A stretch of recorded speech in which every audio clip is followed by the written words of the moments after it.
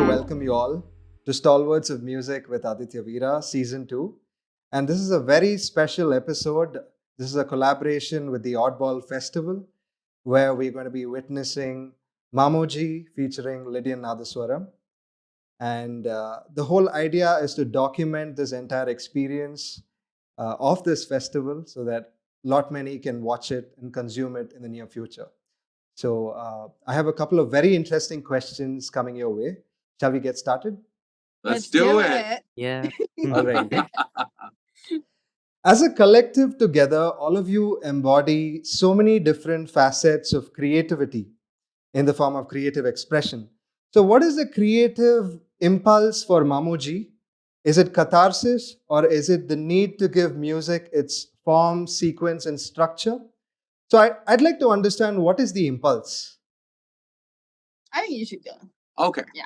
So, first of all, what a beautiful question. And so happy to be here with you very fine people.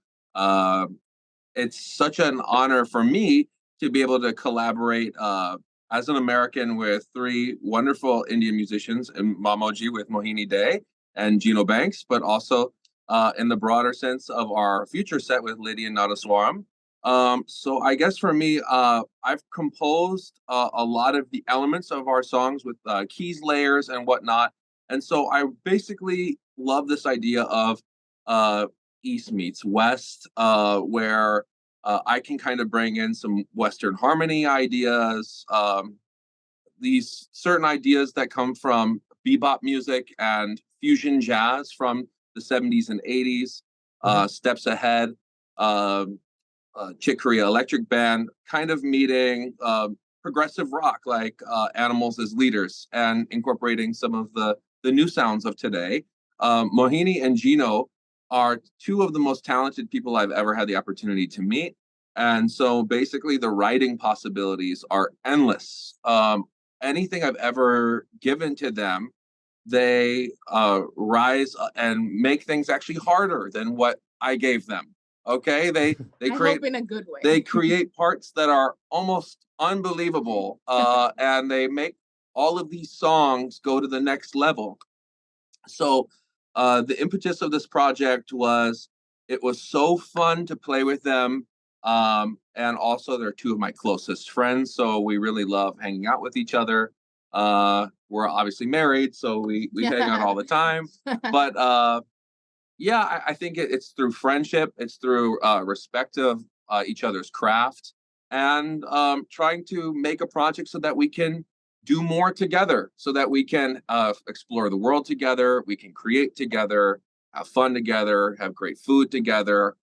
That's the impetus for the project. Yeah, and I think, Gino brings in his history and his experience to the project, and I bring in my journey to the project. And that makes it very unique. And Mark brings in his, we are culturally so diverse, so we bring in lots of that into this music. And our initial idea when we came together at Gino's Den and we played the first two songs, it just felt so natural. Nothing was pushed. Everything was very organic. And we just felt like, you know what? We should make an album. Why not sax, drums, and bass? Why guitar all the time?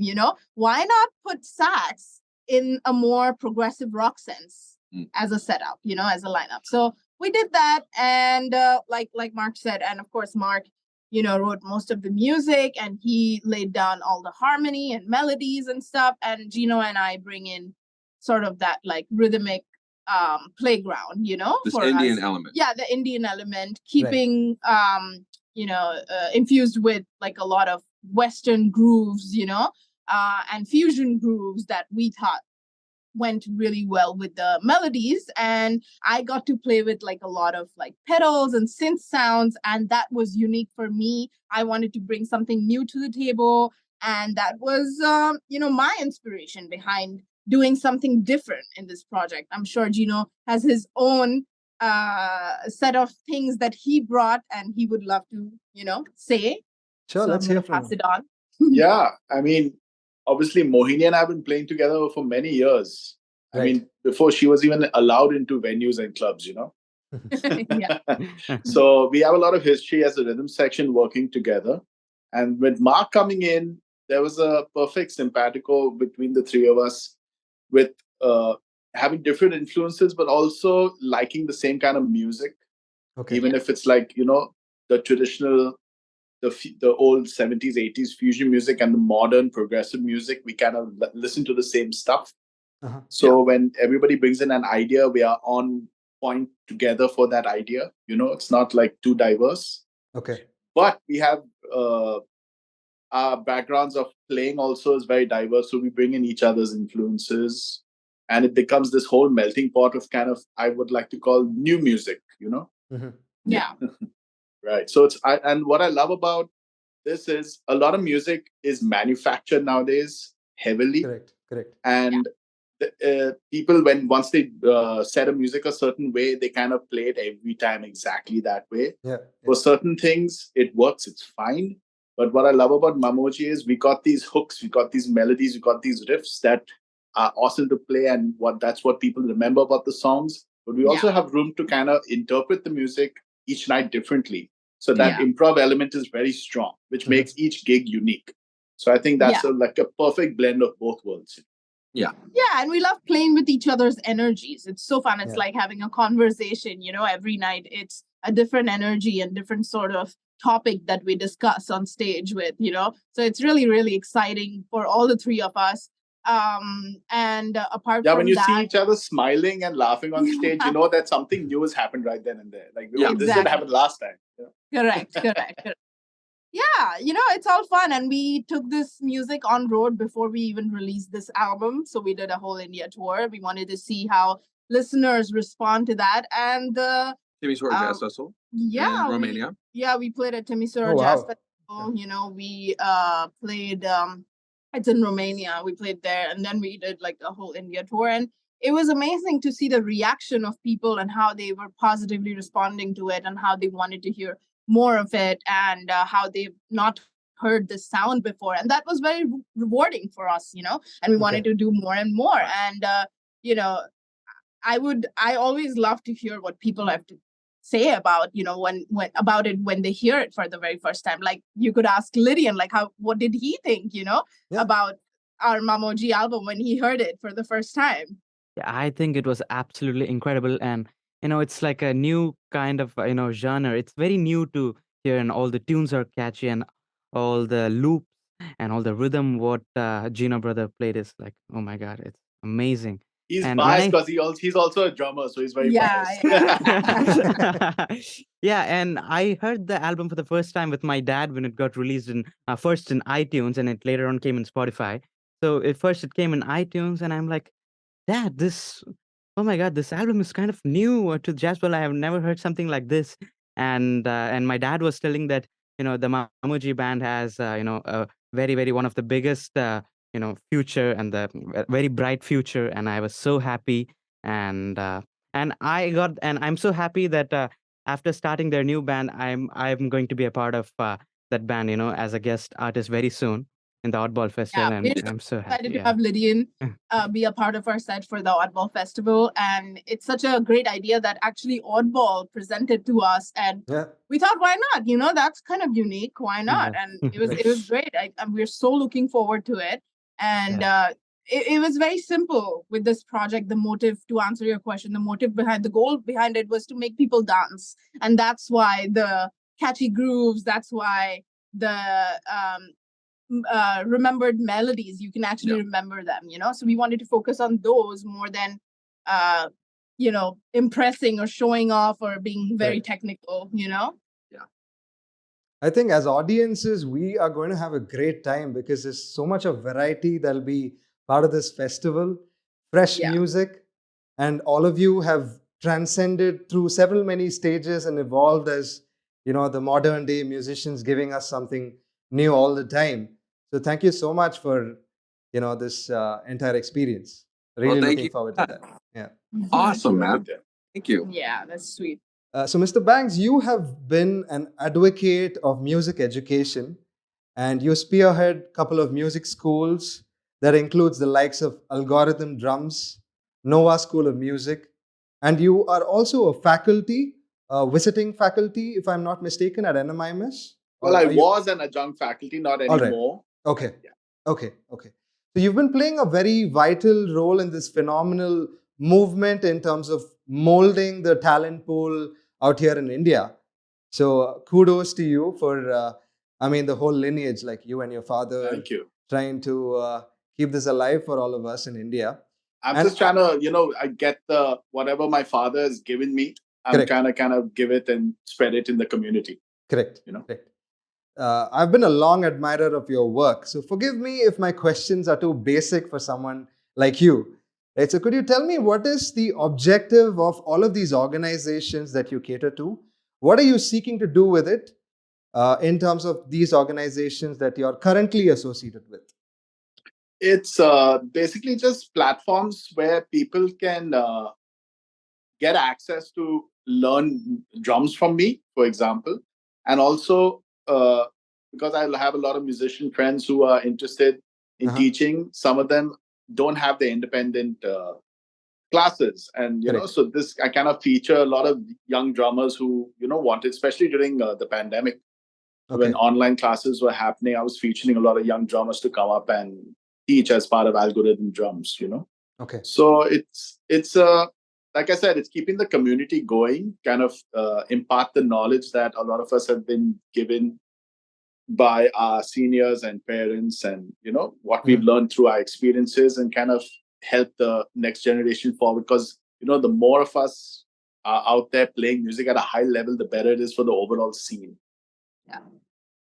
And how are these, if I may add, how are these curriculums structured? Is it like, if I had to compare it with something being offered at Berklee School of Music or Musicians Institute, how is your approach different from these other institutions? That It's kind of a hybrid of mix of both, because I have the curriculum I compiled for the NMIMS School of Performing Arts was a hybrid of material that I'd learned through certain private lessons I'd done with drummers at Drummers Collective, some the faculty at the Musicians Institute, and also I kind of conferred with Steve Smith, who I know. Oh, wow. And he kind of balanced out my curriculum. I was like, I want to do this. He was like, yeah, this sounds good. Maybe add this and that. And also adding the experience of what actually is required in the real world of a professional musician in this day and age. Right? You have to get your basics. You have to learn your theory, your technique, very important, but also the musical application and the musical diversity that you need to have in this day and age as a professional musician. So kind of bringing the practical side also with the theory. Okay. Yeah. Can I just say something Certainly. about Gino teaching? So I've been a first-hand witness to Gino teaching. And something that I love about Gino's teaching is that, okay, this is the thing with a lot of musicians, okay? We like to pretend that we're sprinkling fairy dust over the music and that it's all magic, okay? But in reality, I believe it's a craft, okay? A craft that can be worked on in levels. And what I've seen Gino do with his students is break everything down into levels. Okay. Even if someone comes in as an advanced student into Gino's office, he can start, okay, let's start at level 1 with an exercise, and they'll play it no problem. Okay, level 2, they'll play it no problem. But at that third level, things will start to kind of break down a little bit. And it's like, okay, we know objectively where the student is at and how they can proceed further with each type of lesson. And that's an approach that is very different compared to actually some of the people at Berklee School of Music who I know teach. It's more about being super objective and knowing that music is a craft in addition to being an art. Okay. I think that sums up what I had as a question, at least. And how is it in terms of pace? Can students learn at their own pace? Most people do learn at their own pace, Okay. And some people pick some things up quicker, some won't. But it's important that they understand what it is. Correct. Yeah. Because And I everybody's can't so practice different. for them, right? Yeah, and every student is very different. Sometimes you have to come up with things just so that they could understand what you're saying. Not everybody has the same caliber of understanding. Okay. Everybody's vocabulary is different. Everybody's grasping power is also very different. So sometimes Sure. you have to come up with different tricks and different ideas and construct it just so that you can make your student understand. It doesn't work for everybody. Everybody's mind is so different. Sure. For some people, some things are easier. For some people, the same things are harder, So Okay. Mohini, I'd like to direct a question to you. I don't think there's a single significant artist in India and across the globe who hasn't collaborated with you, right? Like when I saw the portfolio that you sent across last time, I was mesmerized by the names that I saw in your catalog, which is very, very commendable, right? Thank you. So what did it take to persuade these set of artists who are at the pinnacle of their success and often perceived to be temperamental and not available most of the time? So how did you go about making your presence felt among them? And that must have not been an easy thing, right? It wasn't a hard thing either. Okay. I didn't think about, I didn't plan this. I didn't dream about playing with these musicians that I played with or worked with. I just kept playing my bass and making music and shooting my learning experiences, video shooting, not shooting, but video shooting my learning experiences and putting it out there in the world, not expecting anything. I didn't think what was going to happen, Right. Until one video went viral, which was Day by Day alongside Gurgo Borlai, who wrote the song for me. And that got me a lot of international recognition, and was I playing with a lot of people in India already? Yeah, absolutely. I was already working with AR, and I was already working with Ranjit Uncle and Uncle Louis and lots of great artists in India. But the international recognition came through that video. And then I realized that the social media game is really up, and like a lot of people come across and get to know about people through social media. Correct. And I was recognized by a lot of these international musicians through social media, or word of mouth, like, Yeah. I collaborated with this girl and she plays bass, and maybe you could try her for your album. It wasn't something that I requested or asked for. I just kept doing my music, and my goal was really simple. Like, I wanted to be independent and have the freedom in my life and be able to control myself and not be told by anyone, to do things. I wanted to do things on my own terms, and music was the only thing that I knew that was giving me money.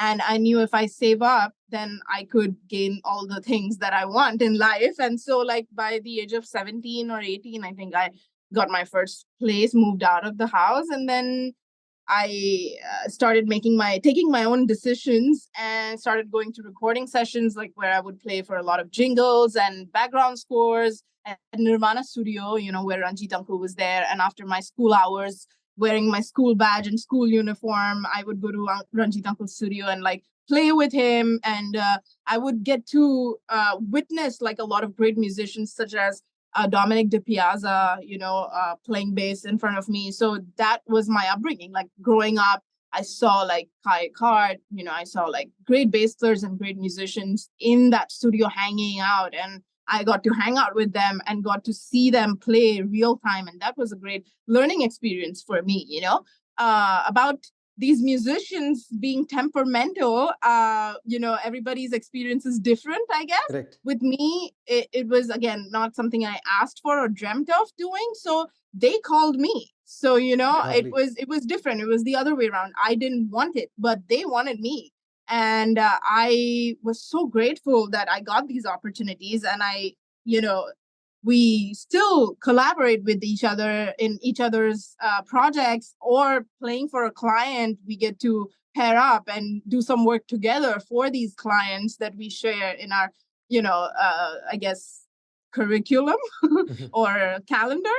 I told you, I think last time, like 95% of my work happens from my studio.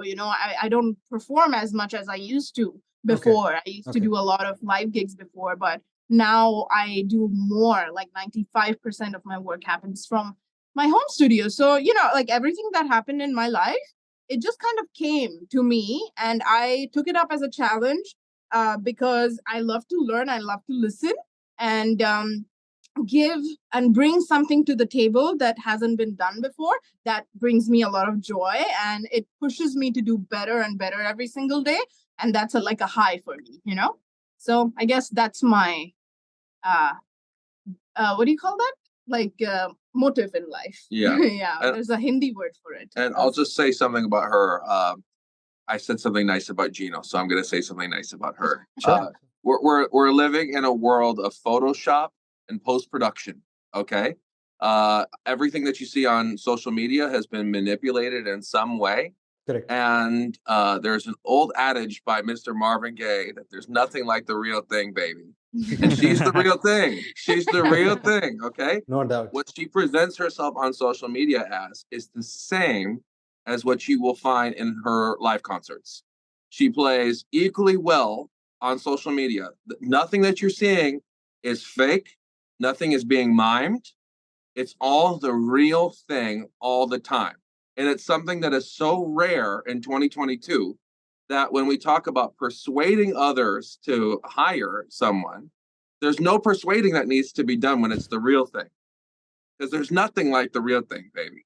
Okay. Yeah, I mean, we talk about this. I categorize musicians in two different categories. One is like IG musicians and real musicians who are actually out on road and pushing every day and working hard every day, and like trying to make ends meet, and practicing every day. And it's not something like, no offense to those IG musicians, but their goal is different, and everybody's goals are just different.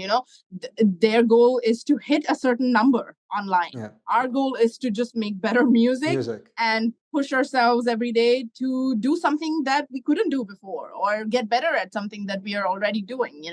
So it's just different outlooks. Right on, Mohini. Right on.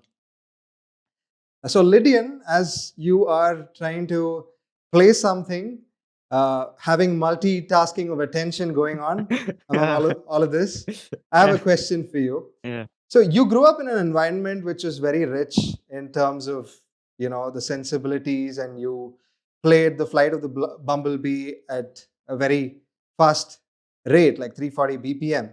Yeah. And you were mentored by two set of people, A.R. Rahman sir and Ilayaraja sir.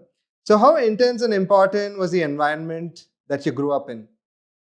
Uh, it's everything, it's a little bit of this, it's a little bit of that, and all those kind of things. And first of all, I'm homeschooled, so I stay in home the whole time, and I do full-time music, and I learn a lot of stuffs Okay. through YouTube, and I go to lessons, and then weekly once or twice I go to Ilayaraja sir, and we'll have a healthy musical discussion. And for like a year and a half, I studied in Rahman sir's the conservatory, KM Okay. Conservatory. So I started my music from the age of 2, and now I'm 17. Okay. So I think I'm I'm developing, with my practice, and what I'm learning day by day, and I'm happy about it. And there's still a long way to go, and this is just a start for my career. And the city has helped me a lot in terms of getting to know South Indian Carnatic music, and playing the mirdangam and many other stuff. So yeah, I feel really great. Yeah. Do you have a personal favorite in terms of style, musical style? Yeah, of course. Jazz is one of my favorite, and of course, being an Indian classical, Hindustani, and Carnatic.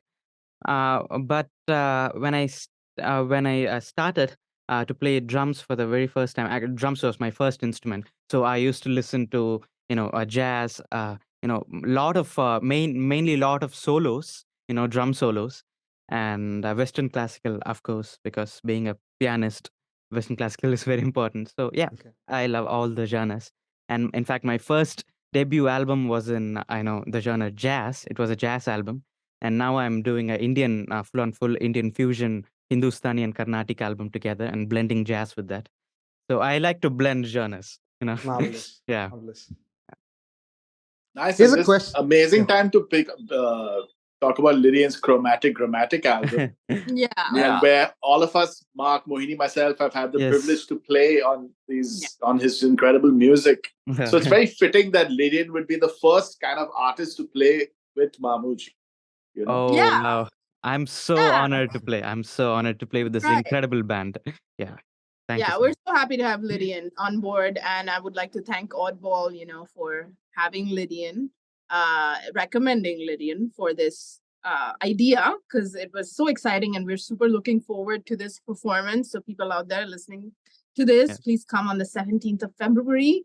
We're playing at the Oddball Festival with Lydian, and this is going to be so fun. And another thing I would like to add is that we need more musicians like Lydian who are sincere and dedicated and taking something seriously. I think people have forgotten how to be serious, about something and putting in those number of hours. People get too lazy and No tired, shortcuts. and there's no shortcut. People are looking for shortcut out there, which is not cool.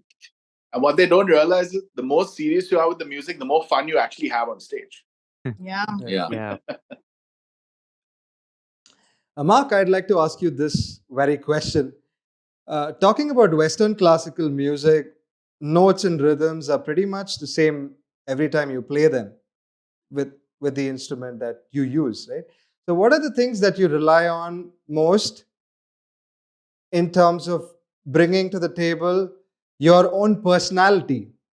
In terms of, say, like a classic, like a Beethoven piece, or maybe even a solo that you have personally written. So, how do you bring more of you today to a classical piece? Okay. So with this question, I probably am not the right person to ask.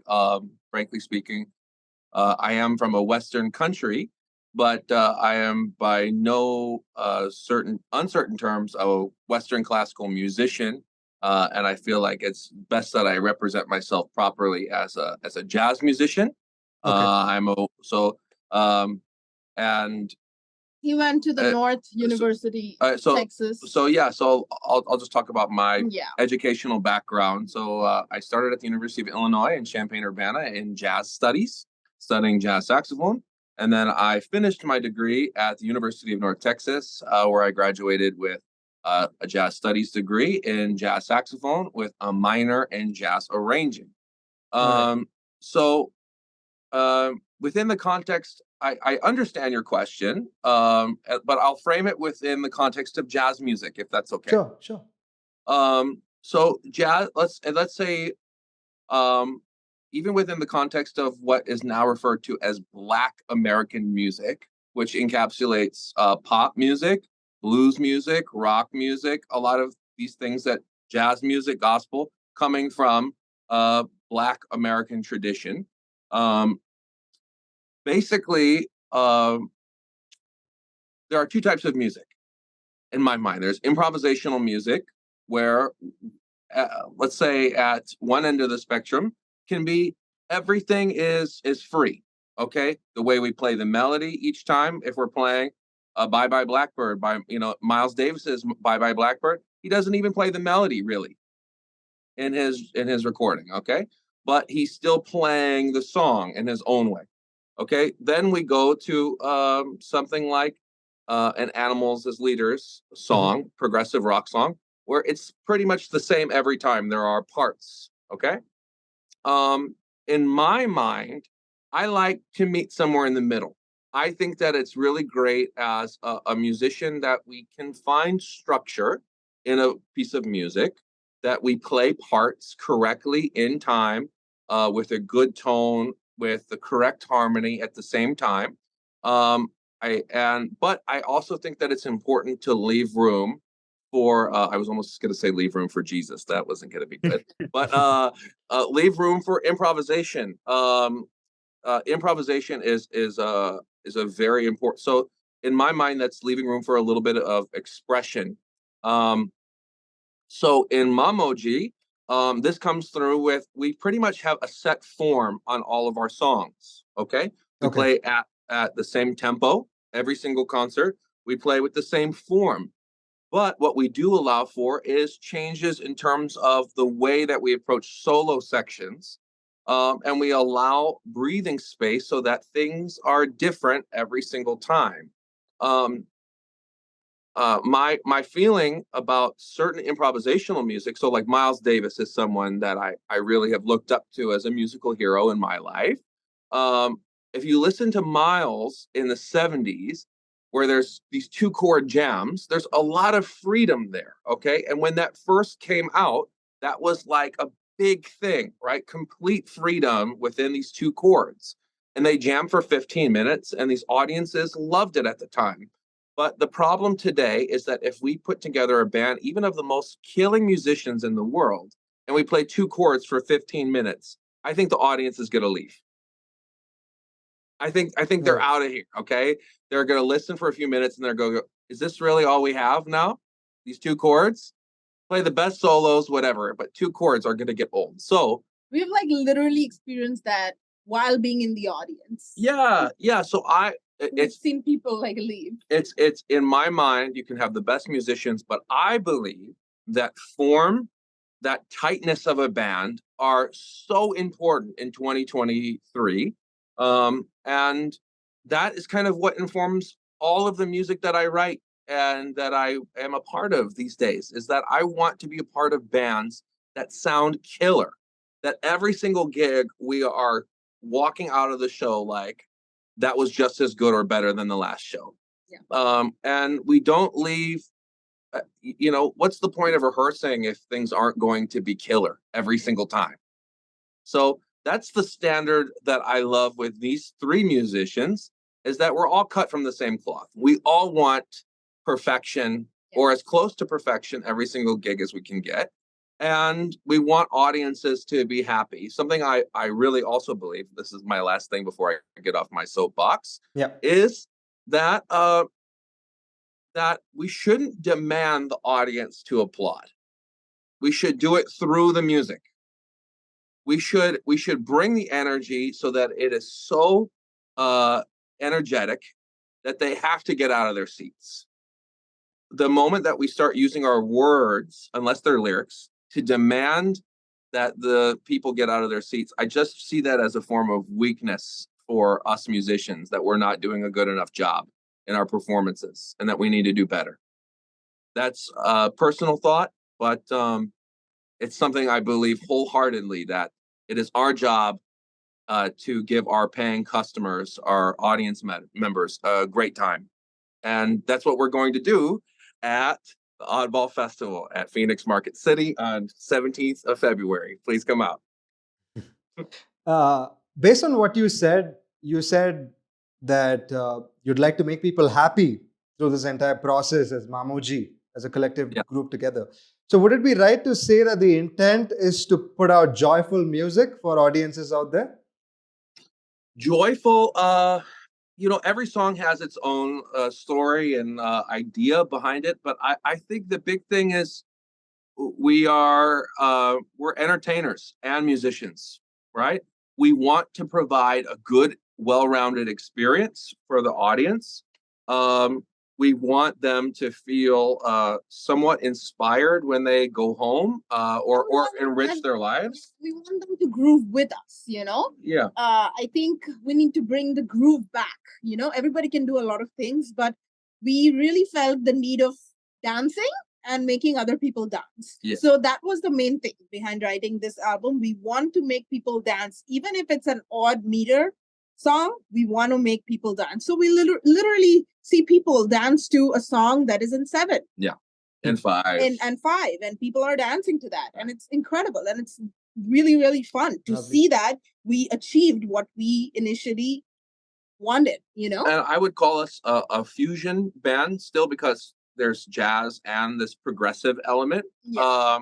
And I would like to think that we are one of the first true fusion bands to incorporate like a light show. We're constantly working on this idea of programming lights and making the presentation better. And I think by keeping our audience in mind first, without compromising the music, we're not going to compromise the music and do what everyone else is doing. This is an original project, something that we want our own sound, we want our own vision, but we want to provide a good experience so that when people leave the show, they feel like they got their money's worth for coming to see us play.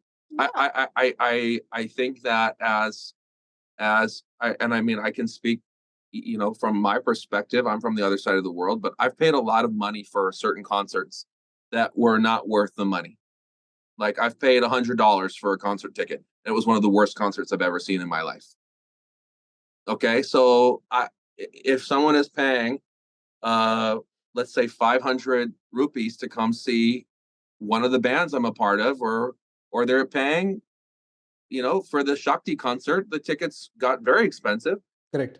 But even the people that paid the most for those tickets were awarded with a great show that they'll never forget as long as they live. Yeah. And that's the reason why people will come out to see your show instead of staying in and watching Netflix.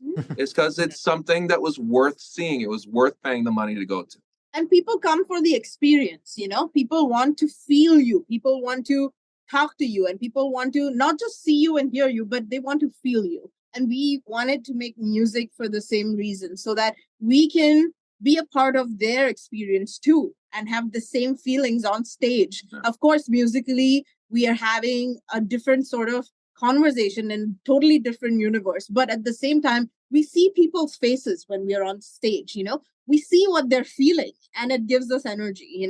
And through that, it makes us want to do better and better, and give them something that they've never seen before, or that has never happened before. Like, name one band that has saxophone, bass, and drums that are playing like heavy metal, rock music, like jazz and fusion, progressive, like everything in one band. You get all the elements. It's like coming for a great buffet, with a great appetizer, with a great main course, with a great dessert, like everything's there, and so that's what we want to maintain and add a lot more to that, add an icing on top and the chocolate drizzle and a lot more. Yeah, you can get your dosa, you can get your pizza, you can get your chili chicken. Add your steak, Yeah, you get your fish fry, whatever you want. Yeah. I think what you said at this point, it can be a good teaser for the festival. Yeah. Yeah, they'll just start buying tickets in the next couple of their hours. lineup is like that. They have like the audience is going to get to hear every type of music.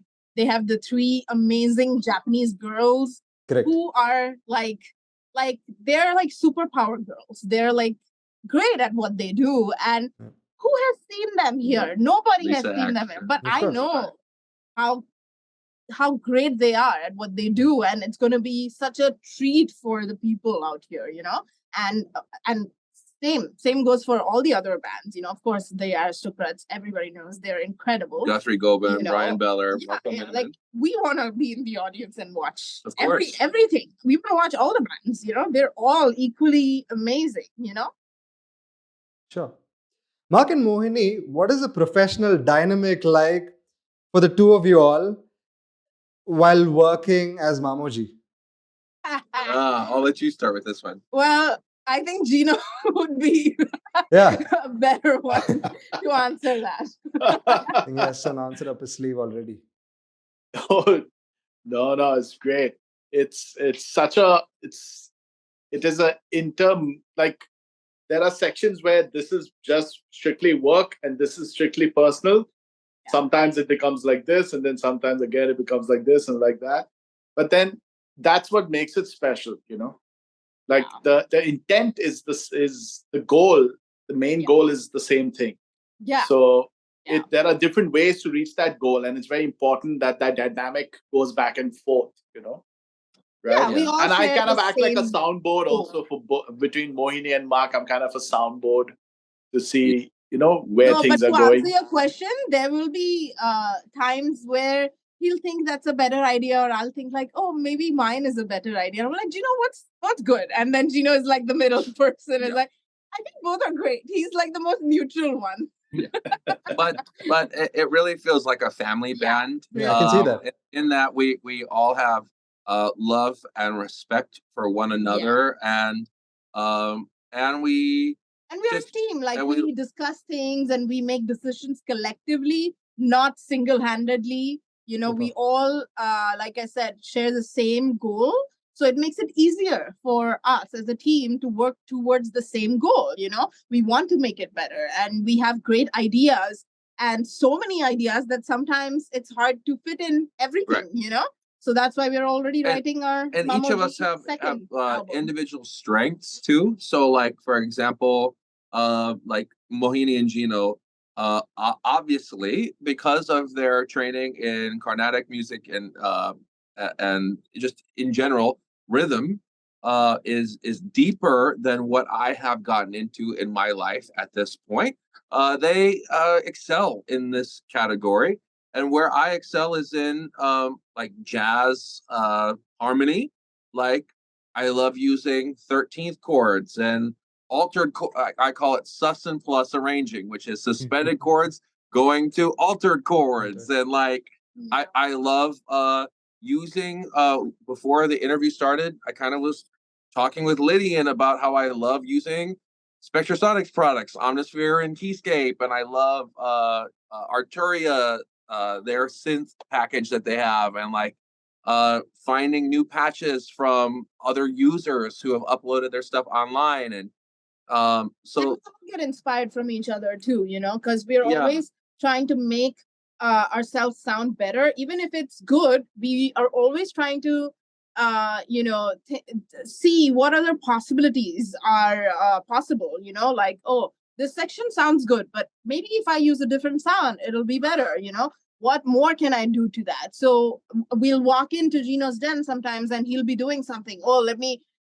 construct this, and he'll like create a pattern that's really hard for him but sounds mind-blowing, you know. So then I'll be like, oh wow, that pushed me and I want to do something else now, do something that complements that, you know. So we're all kind of like in it together and pushing each other. When we see each other working hard, makes us want to do something different, you know. and I think the thing I mean, we all have families, and communication is key. And there are going to be disagreements, and but the important thing is that we have really good communication, that we hear each other out. And like for example, Mohini is so well versed in everything with social media. I mean, she gives such great ideas with just the social media game, as well as the look and imaging of our brand. So, for example, if you look at the MaMoGi album cover, new album out, by the way, as of January 10th, go check out the videos, go check out the album. If you go see the album cover, she totally designed this like in like a Photoshop type program before we even stepped foot into the studio.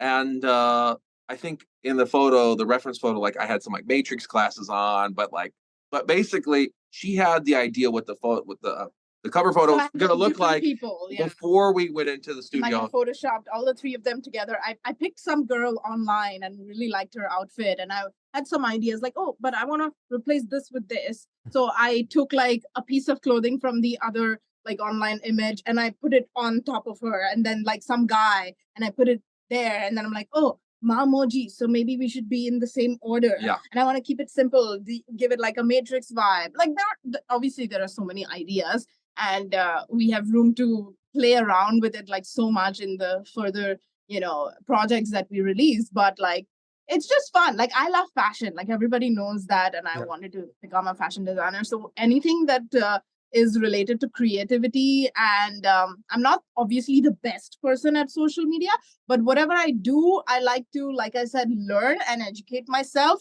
Why did that do well? Why did this video not do well? What is special about this one? What does my audience want? So it's like fun for me to know and feed this information to myself, so I can do better in the next video and make it better for all of us for the next project and do something different. Like you know, I think one of us, I don't know who it was, but I had an idea of how about we bring in a light engineer and program lights to the music, you know. I think it was Gino. I think it was Gino. So like he suggested it. I was like, wow, that's a great idea, actually. You know, so we're always like active with our thinking, even when we are like set, you know, oh, this sounds good. but it's not enough. It's never enough for us. We're greedy people when it comes to perfection and excellence and like doing better and better every single day so we can bring something different to the plate for people and for us because it's fun. The whole process is really exciting for us, and we have a lot of I don't know.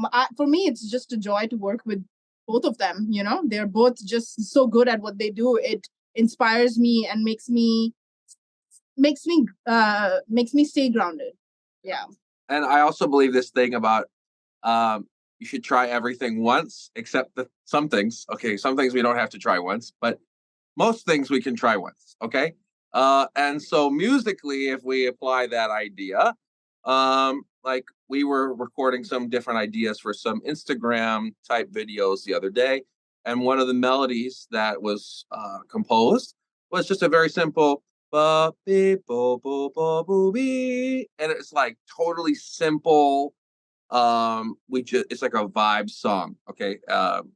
And when you hear the demo, it sounds like really boring and like okay, but it was like an instant vibe from that session. That actually the song that felt like it had the least potential became very special.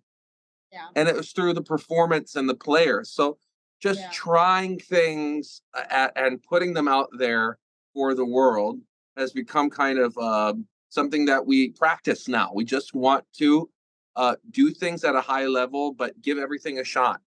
Yeah, we try it out, and if somebody doesn't like it, we'll try it again. And if it's still not working, no problem. Yeah. We'll move on. So try everything once. Yeah. Except some things. I think the beauty lies in the fact that all of you are very bold and fearless musicians in terms of all your decisions, and that's true. Very truly incredible. Lydian, before you get to your next task, I'd like to ask you another question. Okay. Hope it's not a very personal question, but in one of your earlier interviews, someone asked you if you were into gaming and if you knew what a PlayStation was. Yeah. So have you been able to unfold that mystery now? Yeah, of course. Now I'm 17 years old and I know a few things and I'm still figuring out. Yeah. Yeah, I can say this. Raman sir asked me when he interviewed me after my win at the world's best competition, CBS LA, Los Angeles.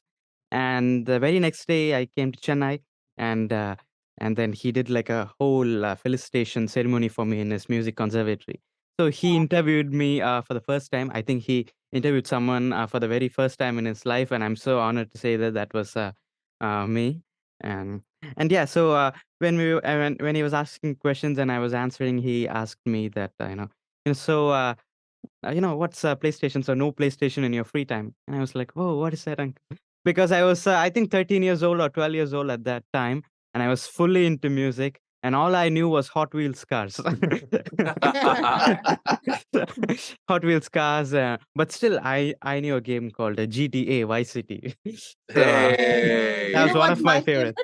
You know what's my favorite? I love playing. So this is what I do now. Okay, I didn't do this when I was 17 or 12, 13. But I love playing Counter-Strike Condition Zero. Oh, okay. Oh my God.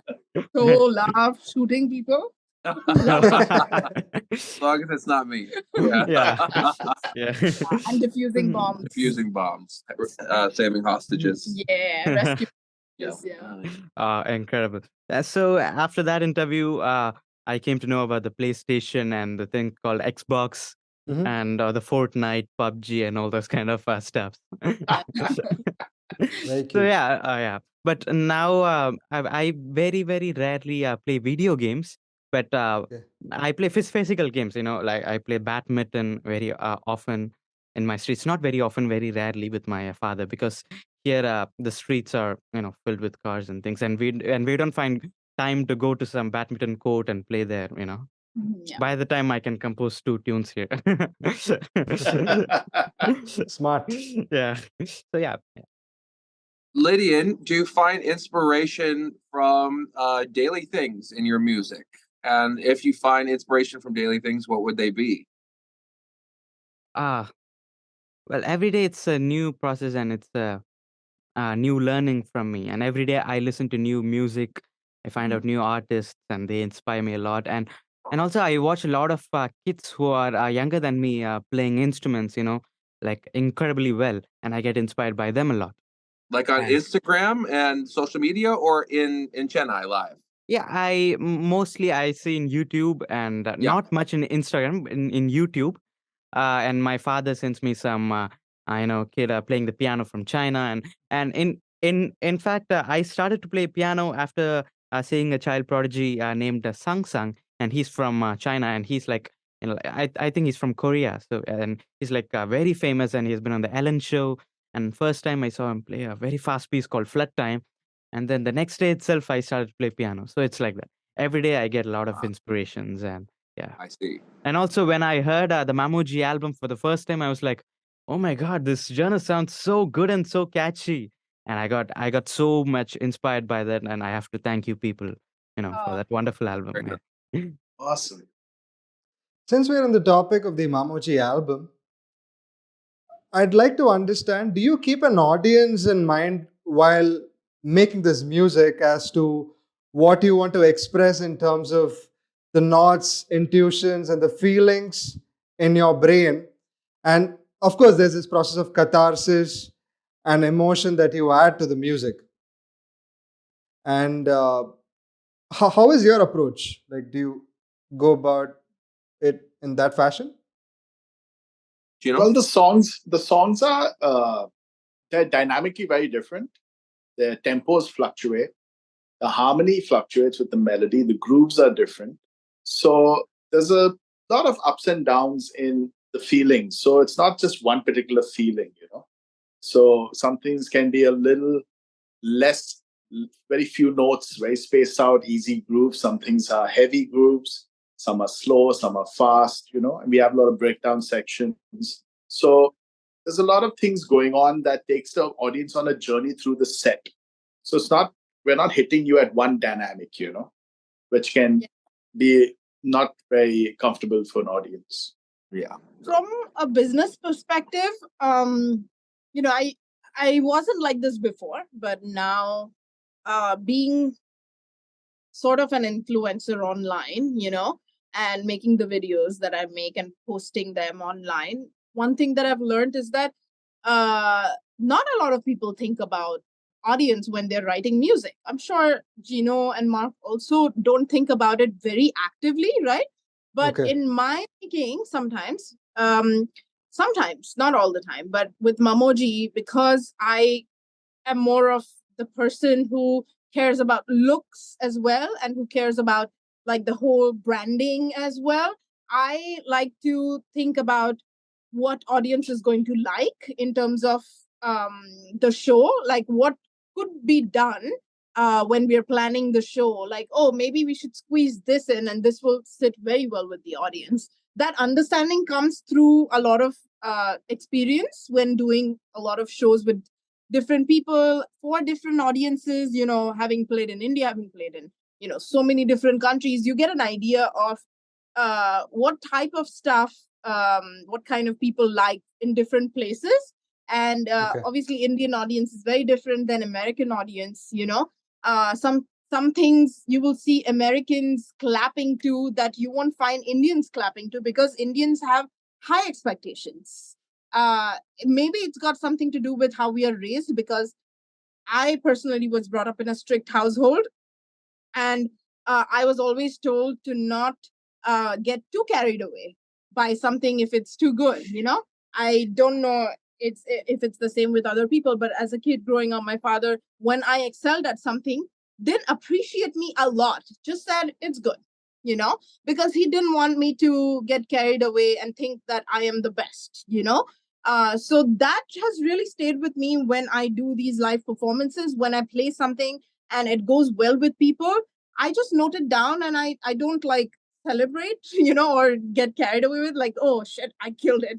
No, I'm never going to say that, or nobody ever really says that. I don't know about it. I'm speaking for myself, but I note it down and I keep that in mind. And for the next show, depending on what type of show it is, we all discuss, like I said, because it's a band. I probably voice my opinion. I say, hey, what do you think? I think this is going to be really good. What do you think? And if they think that it's cool, then it's cool. And if they don't agree with it, then we chuck it. There are lots of ideas that we all bring to the table. Some work, some don't work. And we make the decision collectively. But we respect each other very much because all the three of us, we are very aware of each other's strengths, Correct. and who is good at what, So I think it's easier when you know each other's strengths, Yeah. My opinion on the writing for the audience is as follows. If I say something like, I like dogs, okay, 75% of people on the internet would say, oh, I love dogs. And then 25% of people are going to say, I hate dogs. Dogs are the worst, okay? I would never own a dog, okay? Or I And like then cats. or how about like, I love mustard, the taste of mustard in my curry. Okay.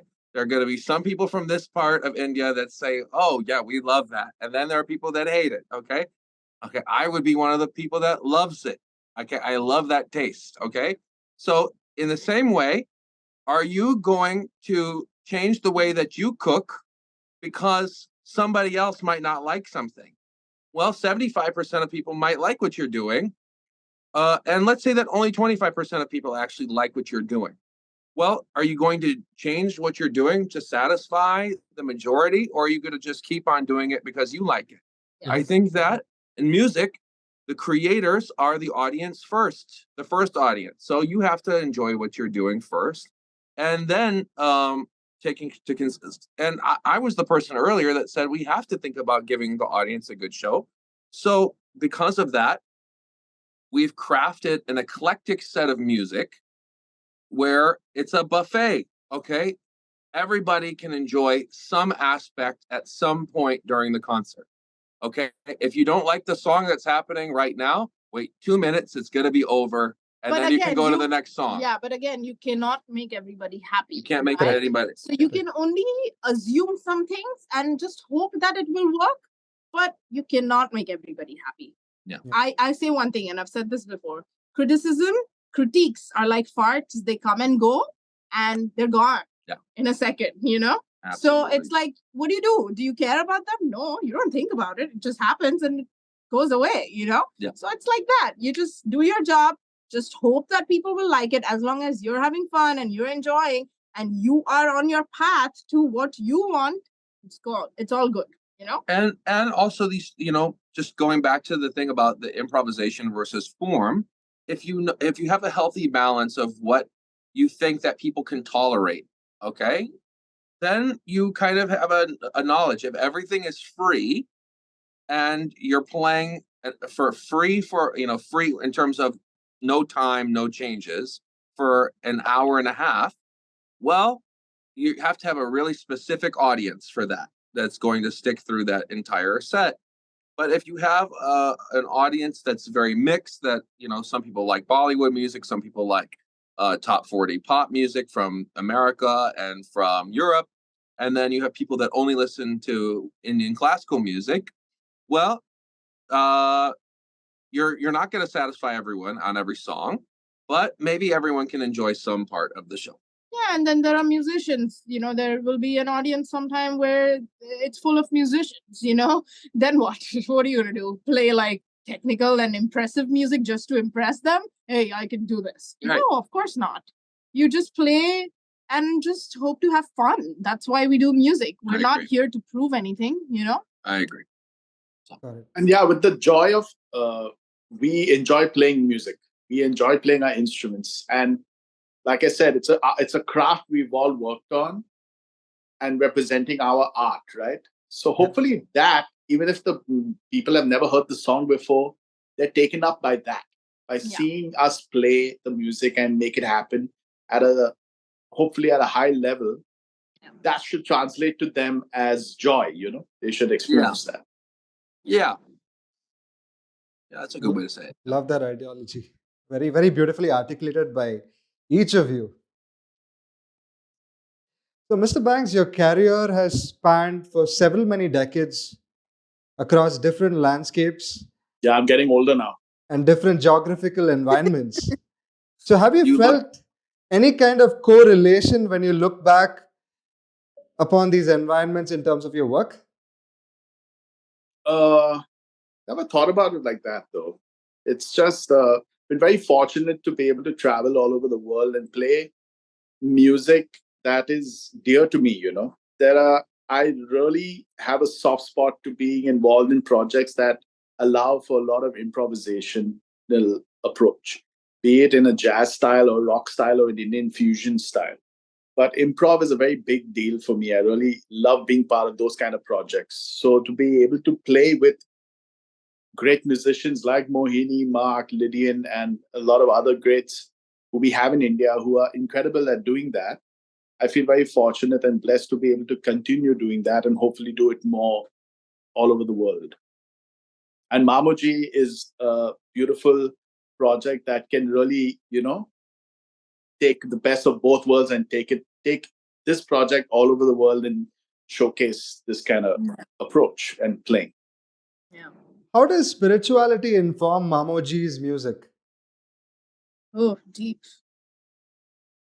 Who wants to go? I'll go. I'll Okay. go, and I'll try to make this brief. I think that we all, I mean, let's be honest. That as a life choice, music is not the best choice if you're trying to make you know uh hundreds of crores. Okay, there are very few people who are earning at that level.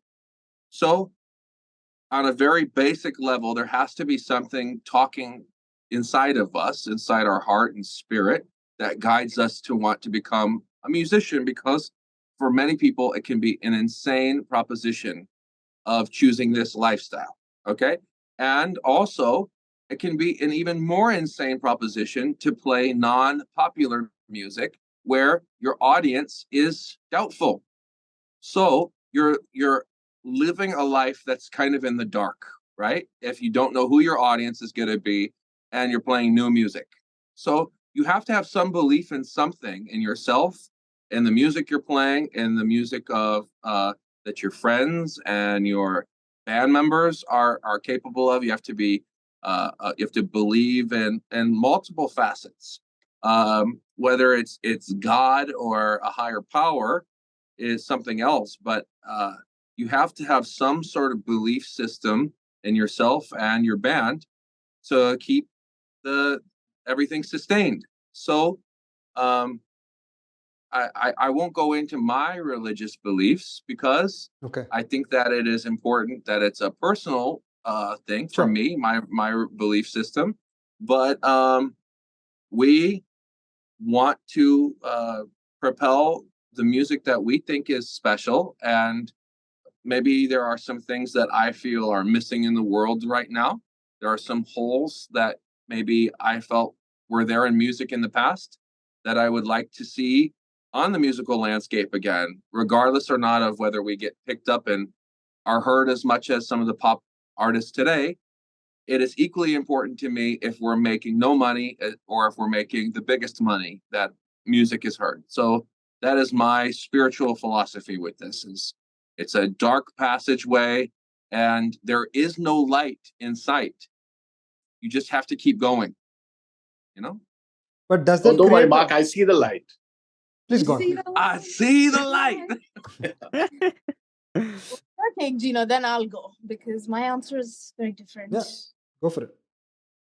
Oh yeah. So no, for me, I mean, playing an instrument is a spiritual experience, um, because it's the intent with which we play with, and the reasoning behind playing the instrument, the agenda and the intent is pure. It's honest.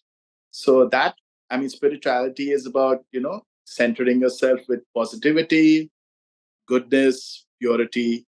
And I think when you see people play an instrument, their intent and agenda is on the right path. And so I look at it that way. So it's very a spiritual experience. Music, it's not a job, it's a lifestyle, right? It's a way of life. So our spiritual path is in music. right? And creating music and playing and performing music and playing together for people. Again, it's a community, Wonderful. right? You did So the mention agenda is goodness. important. So I have a follow-up question. Do you need to be a good human being to make good music? I think it does matter because, like I mentioned earlier, manufactured music, I can easily tell music that's manufactured and music that is really played true. You know, a lot of people may not see that because we live in a very manufactured world of entertainment in general. And a lot of people sometimes don't experience the truth. What I mean by the truth is, and if you talk about commercial music, right, which is for the masses, which they say is for regular people. But any one of us, if we set up an instrument on the street and start playing, those masses will enjoy themselves listening to the music. We're not hiding behind production and stuff like that, right? So how can you say what we play is not commercial or not mass music? It's just not marketed with that kind of budget. Yeah, and you know what? There are people who are great human beings, and you can actually feel that through their music when they're playing through their instrument, which they have worked so hard to ultimately make their voice. And then there are musicians who are absolutely terrible people and still are great musicians. Yeah. I've met those people, but the only problem with the second option is that not many people will want to work with you because then you're not easy to work with, and people don't want to take your shit, obviously. Don't want to be disrespected by you. People want to work with humble people, and people want to work with you because they have a good time with you and respect you, and is a joy to work with. So that's that. But yeah, there are people like that who are just shitty people and still are great musicians, still can play their ass off. And then there are musicians who are great human beings, and you can actually feel that through their instruments. On the spirituality part, I used to be someone that grew up reading Hanuman Chalisa every day after shower. My dad is a spiritual person and a very religious person, and I was trained and brought up to be like that till the age of like 13, I think. And I used to be the kind of person who would not eat non-veg on Saturdays and Tuesdays. What? Yes. And then, oh yeah. And then I would know Hanuman Chalisa by heart, like anywhere, anytime. And I would like say it out loud and feel very like proud of myself. But that was so lame and dumb of me, because I was a kid that time. But, I was always told that if you pray, then you're going to get good things, and then lots of positivity will be around you, and you are going to be successful in life and stuff. And that never happened to me when I was praying to God. So for me, spirituality is not believing in God. I know a lot of people think you need to have some sort of Belief. godly figure or God to believe in, to be spiritual, and to be grounded.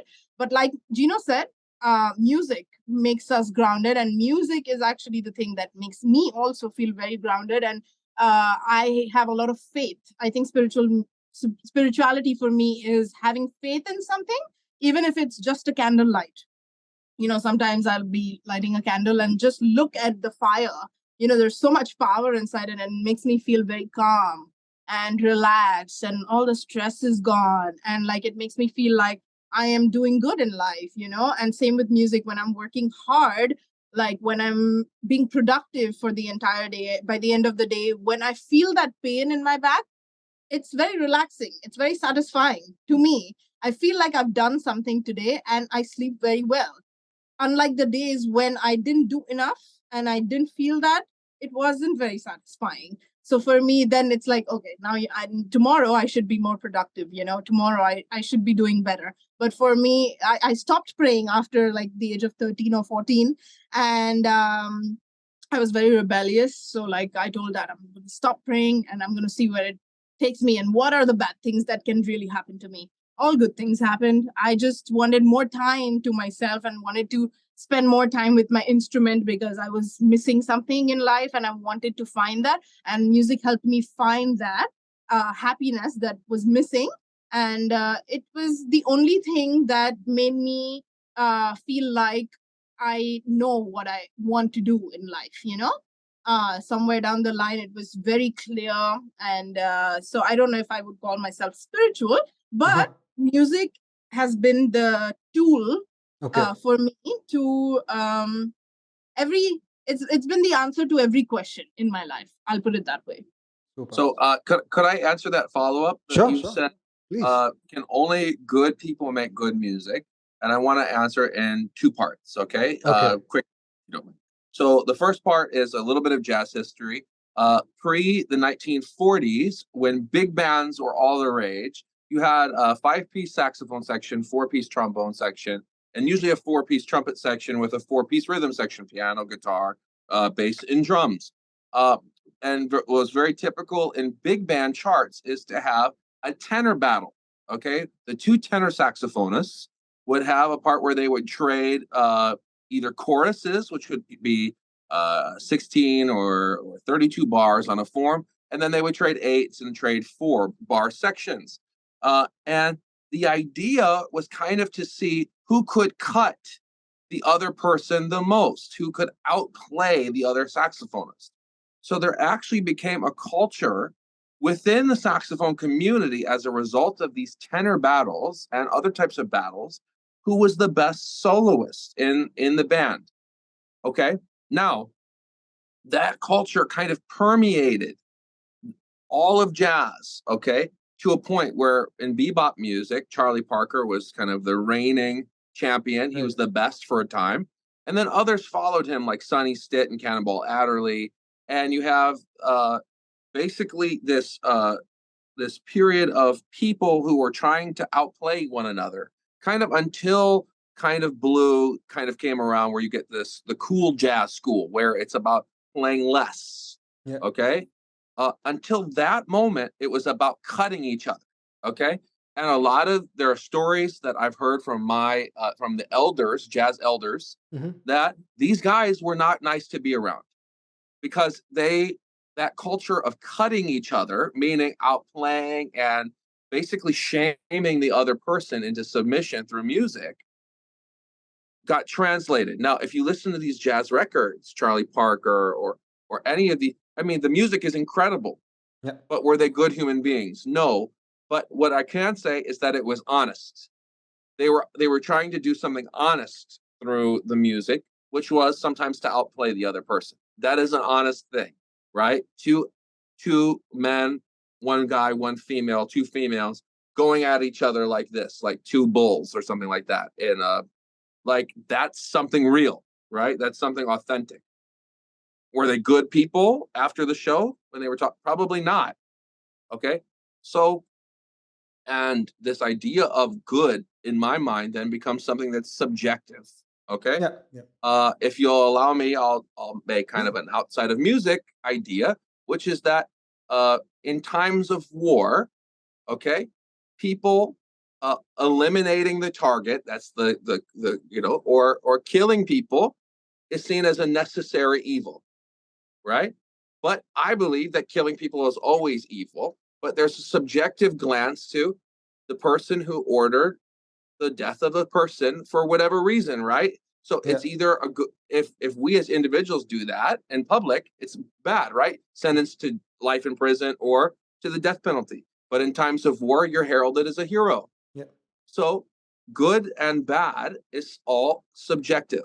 Okay. So do you have to be a good person to make good music? I think the probably more not correct, but the more honest version is actually you have to be an honest person. You have to do things genuinely to make good music. But it could be a genuine evil inside of you that makes great music, or it could be a genuine desire for good that makes good music, but it's genuine and honest inside, not necessarily, we're not all Bad. the Dalai Lama or Nelson Mandela or Martin Luther King, these heroes, right? We are all different, but we're trying to be honest in our music. I think that was such a beautiful answer. I've asked this question to so many contemporaries, and the way you described it, it was absolutely fabulous. I've got to give it to you for this. Thank you. Thank you so much for elaborating so much. Okay, thank you. Lydian, how does Yeah. spirituality inform your music? It's all the answers these three people said. Okay, So yeah. yeah, spirituality me of course it's music, playing instruments, and staying true to what you really do.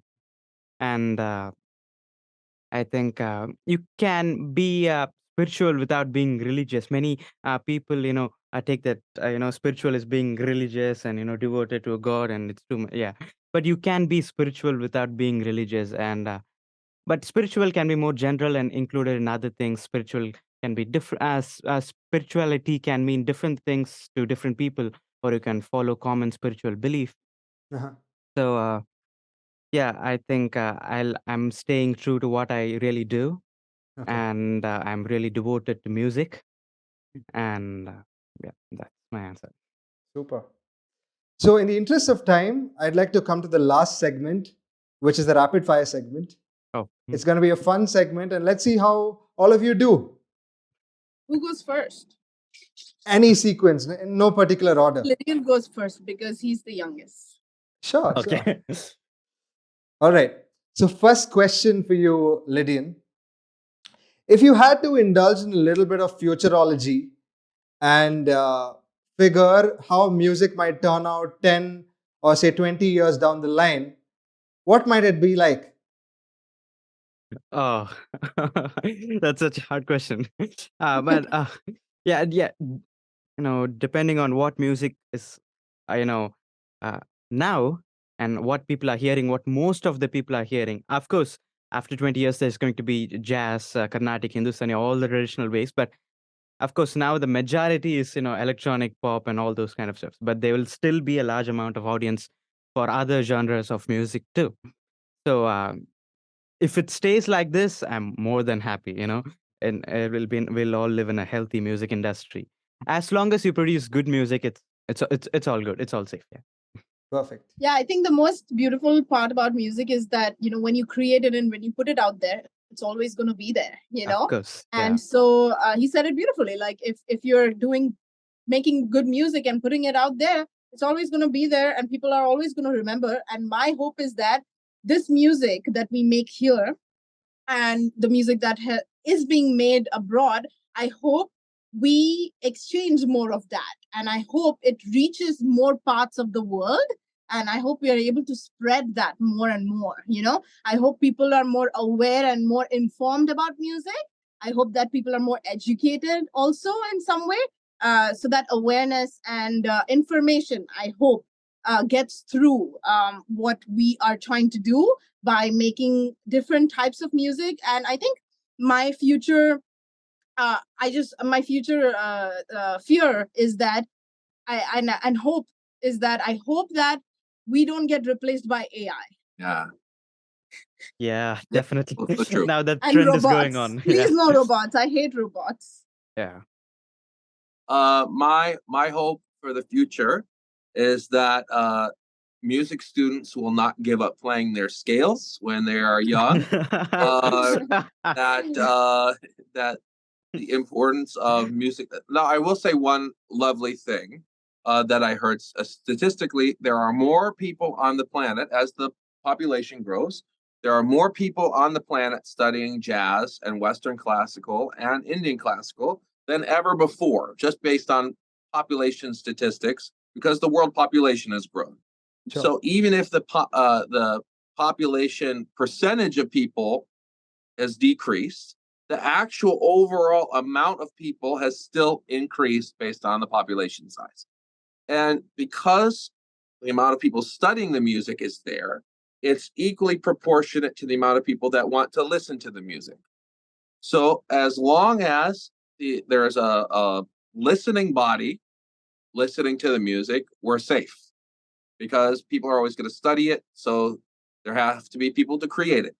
My hope for the future is that our streaming companies like Spotify and Amazon and Tidal work with our world governments to give an artist a fair share of the profits, so that artists can be compensated and have a better working model of how to keep making music. I think those things will be worked out in time. And I hope that the hierarchy between singers and musicians decreases. Yeah. Sorry, not musicians, I meant instrumentalists. Instrumental. Singers and instrumentalists, it decreases, because that's still there. I agree.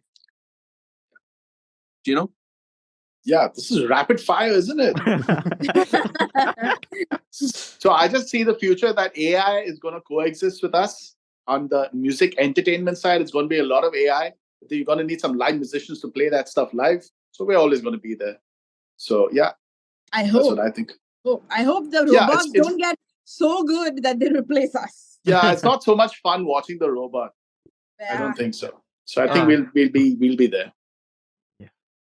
Great. What is that one song that always makes you cry? Okay. Oh, there are a lot of songs. What I can say. Just one. Just pick. If you had to pick one. What Okay, might it be? I'll tell one from all the genres. Okay. Wow. So That's a lot. yeah, just Rapid like 3 to fire, 4. Lydian, rapid Yeah, fire. yeah. Okay. So first, Western classical Beethoven, Fifth Symphony, and in jazz, I think anything by Frank Sinatra or Chick Corea or or many artists like that, or Chet Baker, Miles Davis. Yeah. And then pop, oh my, I love We Are the World and Heal the World by Michael Jackson. Michael Jackson. Super. Gino? I'll go with the Schindler's List theme by John Williams. Oh. Wow. Great choice. And I'll go with a Marillion song called Beyond You. Super. I'll go by WAP by Cardi B. You're crying for I'm different not reasons, crying Mark. for the same reason, but that makes me cry. No. No, seriously. Seriously, the song called Canvas. It's a cover song. I don't actually know who the original artist is, but composer arranger John Hollenbeck. I like this version. It's more obscure, but it's very, very good. It's amazing, actually. Canvas, John Hollenbeck. Yeah. For me, of course, you know the answer, Aditya, because I said it in the poll episode. It's Ordinary People by George Benson. And it's mixed feelings for me because the first part is like very melodious and it makes me very, very emotional. And then when the guitar solo hits in the interlude, it's like very soothing and very like relaxed and lots of soul, lots of like vibey, but the first part is very emotional, so kind of makes me cry, but then it makes me happy, so it's mixed for me. Awesome. Yeah. So one last question for today, which is again a custom, as you're aware, Mohini. Down in the distant horizon, what would you want to be remembered as? I know it's a little too early for you, Lydian, but give it a shot. Okay. I want people to live, I want people to remember what Remember what you can I as. say? Yeah, Yeah, what yeah. can I say? I just want people to remember me, right? Yeah, okay. I want people to remember, there's this guy called Lydian, who did a lot of songs and who tried to stay as a good musician forever. Yeah. Super. Sweet. Yeah. Gino? Yeah, I would be like to be remembered as a musician. A lot of people like to work with, and hopefully, I made their music, help them make their music better, and basically just good musician and good person to work with. Great. Yeah, it's the same with me. I mean, same answer as in the Paul's episode. I just want to be remembered as somebody who was a joy to work with and who was hopefully able to give something and bring something to the table that was that did justice, Okay. Mark? I think my answer, I mean, of course, it's the, I want to be remembered for having a long discography, meaning I want to be a part of a lot of great artists' albums. Mhm. I want the ability to put out my albums, as maybe some listeners know who are musicians. It's extremely expensive to put out original music because the cost of recording, mixing, mastering, hiring the studio, all these things can be a lot of money. And basically, every single album, there is a dollar figure or a rupee figure or whatever, euro figure with how much that album costs to make.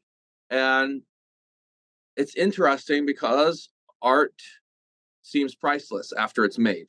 But there was a cost to making every single piece of music, whether it was time or money.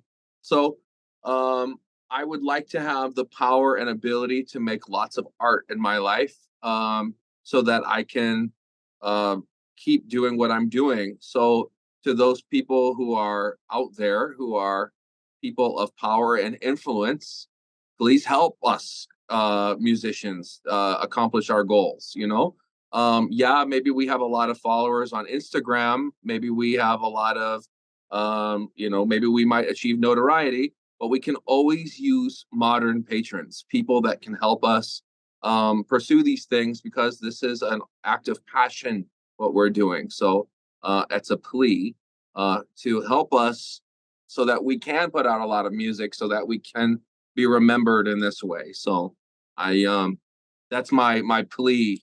I know that's not exactly the answer, but it's a way to help my answer come to fruition. I want to have a long career of making music, and Marvelous. we need your help to do that. For sure. So as we continue to celebrate For a sure. dozen, Aditya says for sure means for sure. yeah, for sure. For sure, for sure.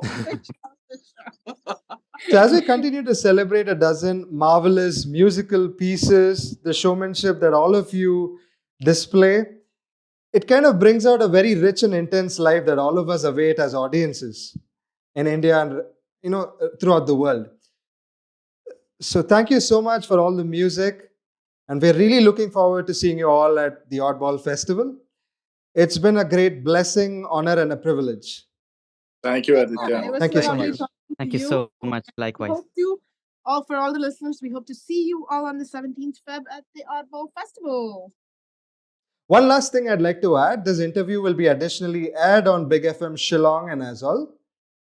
And it'll also be part of my podcast in YouTube as well as all audio streaming platforms.